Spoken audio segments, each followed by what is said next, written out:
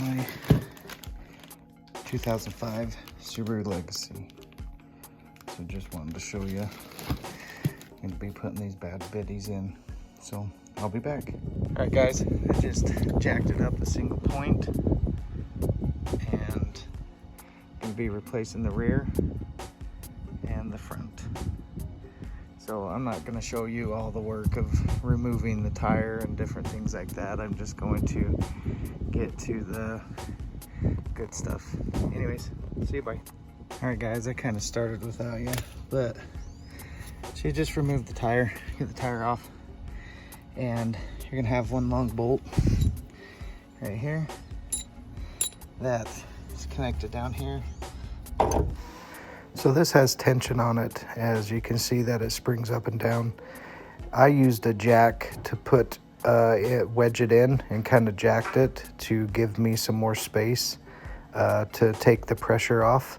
That was what I did eventually later, but you can force it in, but that's how much lower it is. Where the top is located, I removed my back seat and the back panel, and if you fold that back, fold this back, they're right there mounted. So I removed this, so I just got to finish taking this off, and then I'll come back with measurements and I'll measure what the old one was, and then I have the new one. I'll go grab it and I'll be back here, and I have them side by side. So I'm going 16.5 to the bottom. If you look at the old one,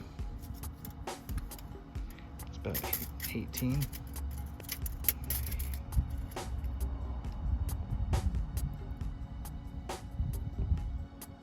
And then 16.5.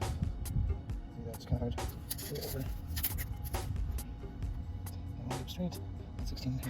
Follow the directions, but what I did is I put a reference point on the upper portion and I tightened, screwed it on until I got to the desired height, and I repeated the process on the other side as well.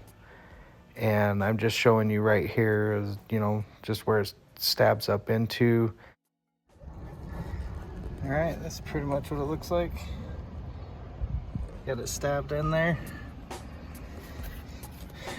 Tighten this one, tighten these down. And I'll have to put my back seat back in, but anyways, here it is. So I'm gonna tighten that up. Then I'm gonna lower it and see what it looks like. All right, right here, it's fully installed. Now you're gonna want to not use those tools, but use a flathead screwdriver and a hammer and tighten those metal rings. Those tools are only to adjust the height of the spring, but to tighten it, you wanna use a flathead screwdriver and a hammer.